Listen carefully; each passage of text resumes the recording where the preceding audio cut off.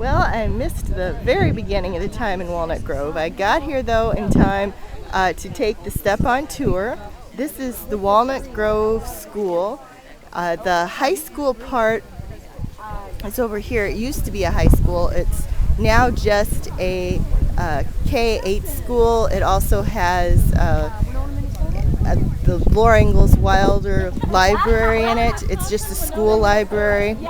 There are some decorations, but it isn't allowed inside. There's also Hmong Culture Center and a school history center inside, which are kind of cool, but you have to kind of do some work to get inside there.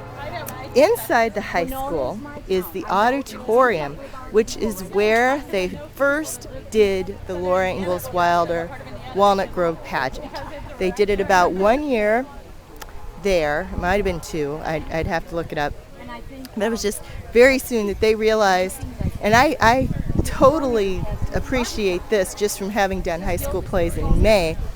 High school gymnasiums with stages are not designed to be used in warm weather. They are usually very, very hot, and that is why the pageant moved outside. Now I'm just going to pan over here because we're gathering up here. It's almost 4 o'clock, and we're going to be doing the Walnut Grove part of the Laurapalooza tour.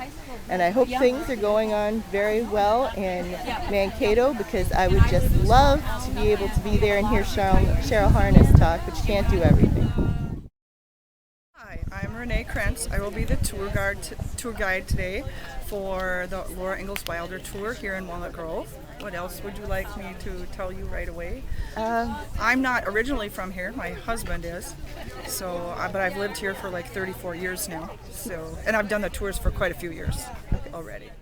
Normally, these are step-on bus tours for chartered coaches, but today they're actually letting us use the real, authentic Walnut Grove school buses. Well, welcome to Walnut Grove. My name is Renee, and I'm going to be your tour guide. We are, like I said, are going to do the tour just a little bit different than we normally do because of your time schedule, and just so that Denise doesn't have to do so much with the tour. So I'm going to do a lot of my talking once we get out of the bus both times, but we will do a little bit in here. Let's see.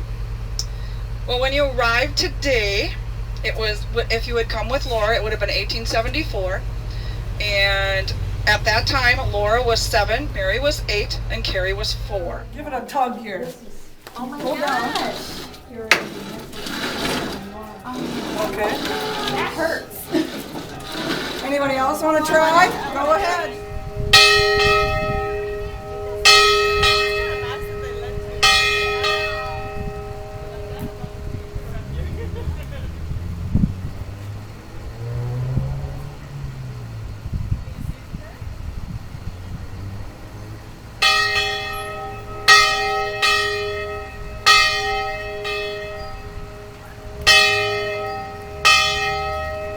Make a lot of money by sending that black walnut, which is an expensive wood, back east to make furniture out of it, but he unfortunately didn't know what he was doing, cut the wood the wrong way against the grain or something, and it wasn't any good.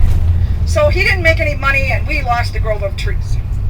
In the 1970s, though, when the country was doing Earth Days, do you remember those? Walnut Grove sent all their kids out here from the high school, and my husband did that, so I'm sure Denise's dad probably had to too. They came out and planted seedlings. In 3 years, they planted 30,000 tree seedlings out in this area because it was donated as a county park at that time. And then a few years later, we had Dutch elm disease came through here, and we lost some more trees, so then they went out and planted another 30,000 seedlings. So the trees you see are all because of the Earth Days that were done in the 70s.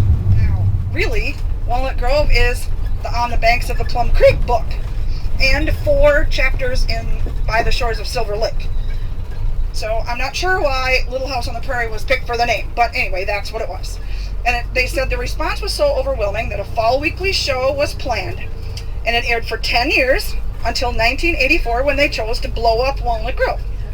Well, of course, we're not blowing up. We are really here still. One of the benefits of getting a step-on tour or a group tour here at Walnut Grove is you often, when you're led by their step-on tour guides, get to come and see the pageant grounds during the day, which is not something that's normally open for visitors.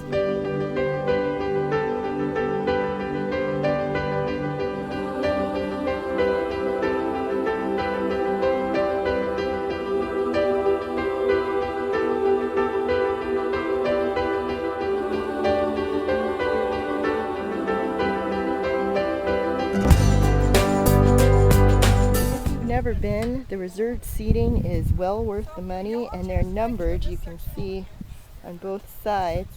Unfortunately, they are also tied together very tightly, so you may want to buy an extra chair. I think it's worth it. This is the fake Plum Creek without the water.